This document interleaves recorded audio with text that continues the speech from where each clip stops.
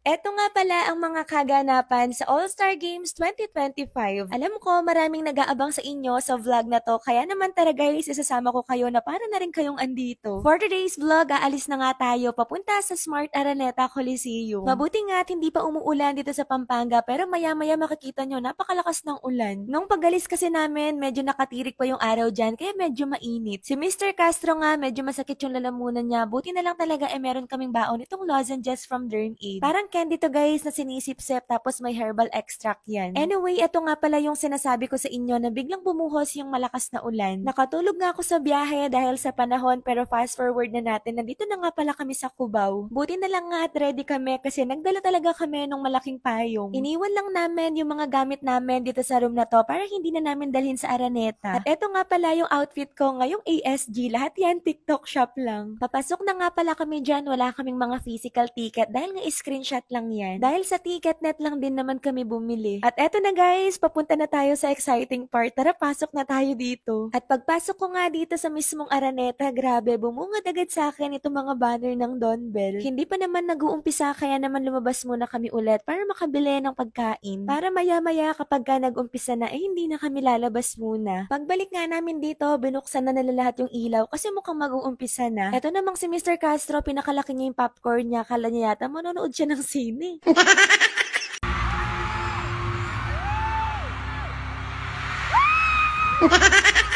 Oh, wait lang. Practice pa lang yung sigaw ko na yun, ha. Mamaya pa yan, kapag lumabas na talaga yung Don Bell, talagang mawawala na yung ngalang-ngala ko. At eto na nga, lumabas na yung mga players na maglalaro ng volleyball.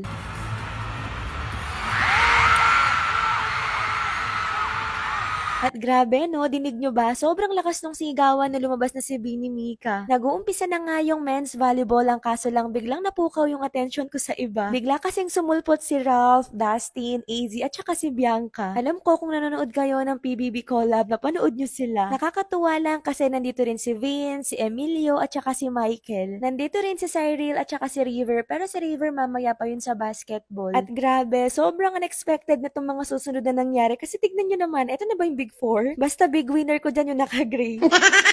Nakakatuwa lang kasi pinapanood lang namin sila dati, pero ngayon tignan nyo, nakausap pa niya. Actually, nakasabay namin silang bumili ulit nitong famous Belgian waffle. Ako guys, sa totoo lang, pagkaganyan, medyo mahihain talaga ako magpa-picture, kaya kay Ralph lang ako nakapagpa-picture. Anyway, after nyan, bumalik na ulit kami dito at hindi namin namalayan. Diyos ko, tapos na pala yung volleyball.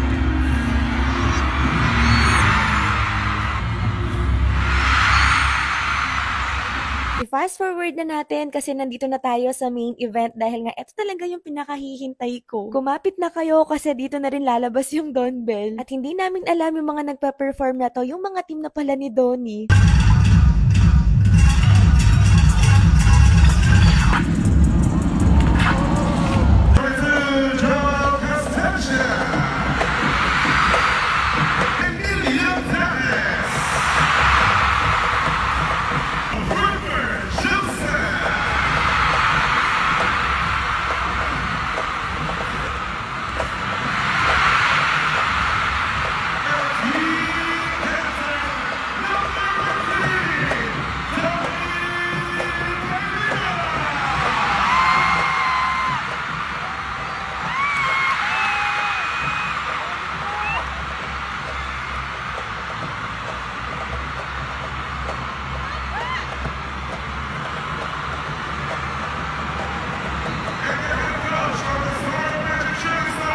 At habang ini-interview nga sila dyan, hinihintay ko talagang lumabas si Belle. Diyos ko, kanina ko pa siya hinihintay. At finally, ayan na ang cheerleader ni Donnie. Dumating na. At kung kanina may performance ang team ni Donnie, hindi magpapahuli dyan ang team Payaman. Diyos ko, tignan nyo naman, pinaghandaan talaga at may mga pabanda pa.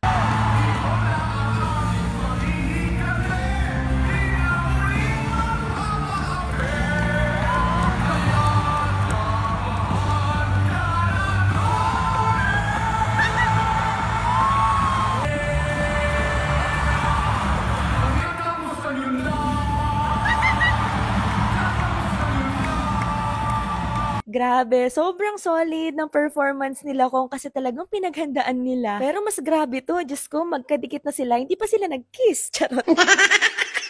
Last year nga, nanood din kami ng ASG at nanalo nga pala sila Donnie dun. At this time, susubukan ng Team Unbelievable Basketball kung makakabawi sila. Nag-break nga dyan, tapos biglang may lumabas na mascot ng Donbell. Grabe, fandom color namin yan, black and red.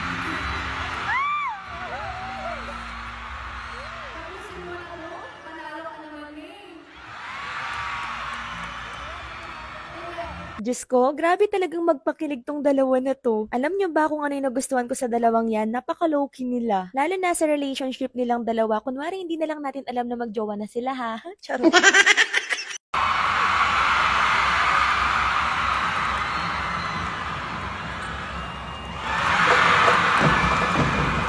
At dito nga sa part na to, medyo dikit na yung laban, kaya naman medyo umiinit na din yung laro.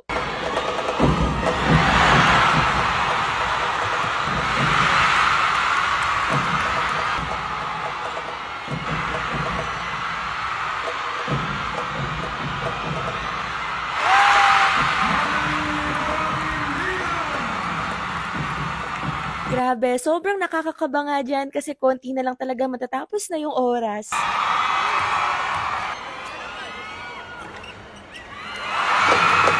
Eto nga pala si River, grabe din, sobrang daming sumisigaw sa kanya at ang dami niyang fans. At yung mga cheerleader dito, ayan, tamang cheer lang sila sa mga partner nila. Tignan nyo naman, 70-72 yung score, tapos 24 seconds na lang. Sobrang ganda ng laban guys, as in dikit na dikit talaga. Sobrang kabado ko nga dyan kasi may pustahan pa naman kami nitong si Mr. Castro. Pumapalakpak na nga ako dyan kasi feeling ko talaga, mananalo ulit dyan sila Donnie. Sobrang saya ko nga kasi panalo sila, pero mas masaya ako dito.